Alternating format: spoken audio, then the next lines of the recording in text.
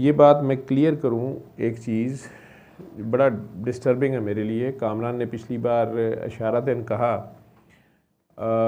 उनसे भी किसी ने शिकायत की, लेकिन कल मेरे पास पेशेंट आई कोई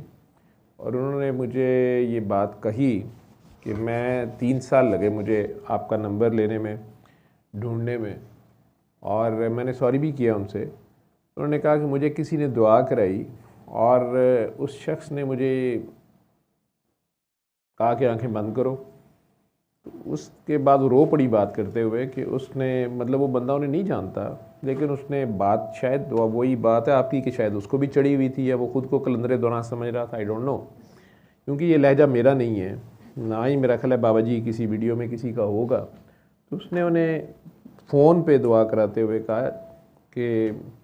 आंखें बंद कर ते अपना गंद मंद ते जो तू चवला मारी, या मैं लैंग्वेज वो नहीं ऑनलाइन बोल सकता।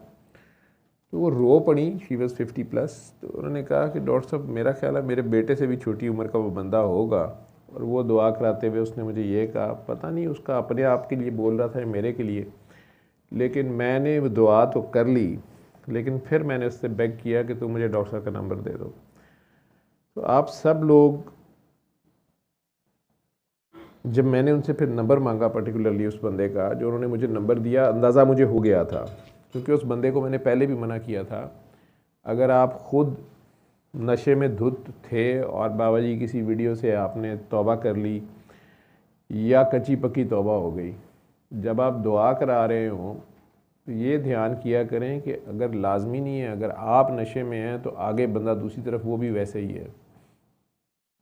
या किसी को भी आप जजमेंटल होके तो शुरू हो जाएं। मैंने कितनी बार तुम लोगों को क्लियर किया है, जैसे वो ऑटिज़म की वीडियो के बारे में वो खातून ऑफेंड हुई जिनका बच्चा ऑटिज़म का था, कि जी मेरी गलतियों की सज़ा क्यों मेरा बच्चा भुगतेगा, या आप कह रहे, तो मैंने फिर बार बार क्लियर किया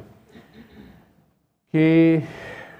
अगर आप बच्चे को बीमार कहें तो वो बच्चा भी फिर गुनाहगार नहीं होता, और ना मेरा रब ज़ालिम है।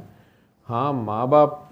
ही फर्स्ट ज़िम्मेदार होते हैं, फर्स्ट कस्टोडियंस होते हैं, माँ की पेट से कहानी शुरू होती है। तो ये मेडिकल साइंस भी मानती है कि अगर माँ सिगरेट पी रही है, कोई दवाई खा रही है, कि नशावर चीज़ इस्तेमाल कर रही है, बाप, फिर मज़हब ये कह रहा है कि बाप अगर किसी किस्म की कमाई में उसके कोई 2 नंबरी है तो फिर ठीक है सही, तो उसका इम्पेक्ट आता है। तो वो बात वो हो रही थी कि एक तो ये हो सकता है, अब स्टिल हमें नहीं पता, ये भी हो सकता है कि माँ बाप बहुत नेक हों और ये उनकी अपनी, या वो मरीज़ खुद बहुत नेक हो और ये उसका टेस्ट हो, ये उसकी आजमाइश हो। लेकिन अगर आप लोग गौर करें, जो भी साहब हो, अभी शाह जी ने जितनी बात की है, उनका घर यहाँ से काफ़ी दूर है, वो इतनी, जैसा भी मौसम है उस ठंड में भी, इस एज में उन्होंने बाइक पकड़ी है और वो आ गए हैं। ना वो यहाँ लंगर खाने आए थे, ना वो गाने गाने या सुनाने आए थे, ठीक है, क्योंकि सिस्टम की बात हो रही थी और उन्हें पता है कि यहाँ, अब आप लोगों में से कई कहते हैं ये सिस्टम पता नहीं किसे कहते हैं। अगर आप लोग इतना भी नहीं गौर कर सकते तो मैं इससे ज़्यादा और क्या मैं छीलूँगा इसको। ये सिस्टम भी बाबा जी का भी नहीं है, मेरा भी नहीं, किसी के बाप का नहीं है, ये अज़ल से सिस्टम है। इसके लॉज अटल हैं, ये नबियों के लिए भी नहीं चेंज हुए, ये किसी के लिए नहीं चेंज होते। अल्लाह अपने कवानीन नहीं बदलता किसी के लिए। जिस वक्त वो लॉज आप वायोलेट करते हैं, अल्फाज बहुत ध्यान से बोला करें। आप में से जो लोग दुआ कराते हैं, आप लोग ईमानदारी से बताएं कि अगर आपको कोई फ़ोन करके ये कहता है वो मैंने आपकी सूरह रहमान वगैरह शगैरह सुनी है, मैंने आपकी दुआ शुआ भी की है, वो आपको कैसा फ़ील होता है? या डॉक्टर साहब मैं तो गाड़ी में लगा के भी सुनता रहता हूँ, बड़ा सुकून मिलता है, तो आप क्यों मना करते हैं? तो मुझे उसे कहना पड़ता है कि यार गाड़ी में गाने लगा के सुनना और सूरह रहमान सुनने में कोई फ़र्क होना चाहिए। इसी तरह दुआ शुआ